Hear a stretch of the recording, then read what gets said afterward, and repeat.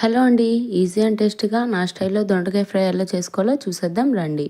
ఒకసారి ఇలా ట్రై చేశారంటే మళ్ళీ మళ్ళీ ఈ విధంగానే చేసుకొని తింటారు. టేస్ట్ అయితే అంత బాగుంటుంది. ఫస్ట్ అయితే ఆయిల్ వేసుకొని తర్వాత ఆవాలు, జీలకర్ర, మినపప్పు, పచ్చిశనగపప్పు 1/2 టేబుల్ స్పూన్స్ వేసుకోవాలి. తర్వాత 2గా చీల్చుకున్న ఎండుమిరపకాయలు వేసుకోండి. కొంచెం లైట్గా ఫ్రై అయిన తర్వాత ఒక చాప్డ్ ఆనియన్ వేసుకోండి.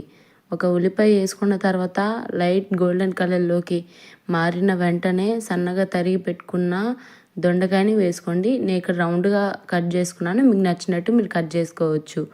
దొండకాయలు వేసుకున్న తర్వాత 1/2 టేబుల్ స్పూన్ ఆఫ్ టర్మరిక్ వేసుకోండి, అదే పసుపు వేసుకోండి. పసుపు వేసుకున్న తర్వాత మంచిగా ఫ్రై చేయండి. తర్వాత 1 టేబుల్ స్పూన్ సాల్ట్ వేసుకోండి. సాల్ట్ తక్కువైతే మళ్ళీ చూసి వేసుకోండి. కొంచెం సాల్ట్ వేసుకోండి, నాకు ఆ క్లిప్ మిస్ అయింది. సాల్ట్ వేసుకున్న తర్వాత మంచిగా మిక్స్ చేయండి. మొత్తం మిక్స్ చేసిన తర్వాత లాస్ట్లో మంచిగా దొండకాయలు ఉడికిపోయిన తర్వాత చూసుకొని మీరు తినే కారం పట్టించి కారం వేసుకోండి.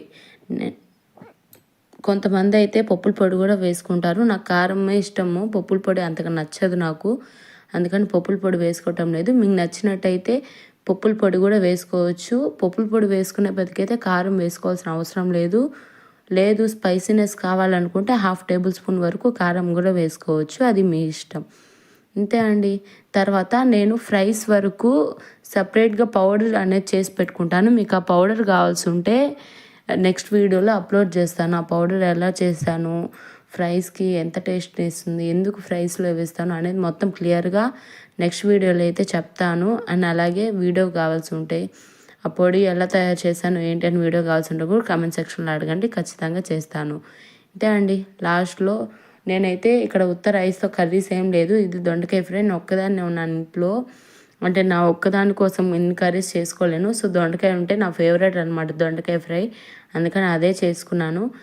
సో నేను దీంతో మేనేజ్ చేసేసాను. చాలా బాగుంది రైస్లోకి. ఈవెన్ కొంతమందికి చపాతీస్లోకి వాటిల్లో కూడా తింటారు, అలా కూడా తినవచ్చు. కొంచెం గ్రేవీగా చాలా బాగుందన్నమాట. ఒకసారి ట్రై చేసేయండి. అండ్ మన ఛానల్ని సబ్స్క్రైబ్ చేసుకోండి. నా ప్రెగ్నెన్సీ జర్నీ గురించి చాలామంది అడుగుతున్నారు. అలాగే నా ప్రెగ్నెన్సీ జర్నీ గురించి కూడా ఇంక నుంచి ఎపిసోడ్స్ లాగైతే పెడతాను. అండ్ నేను పెట్టే ప్రతి వీడియో కూడా మీకు నోటిఫికేషన్ కావాలంటే నోటిఫికేషన్ ఆన్ చేసుకోండి. అండ్ మన ఛానల్ని అయితే సబ్స్క్రైబ్ చేసుకోండి అండ్ సపోర్ట్ చేయండి. And thanks for watching.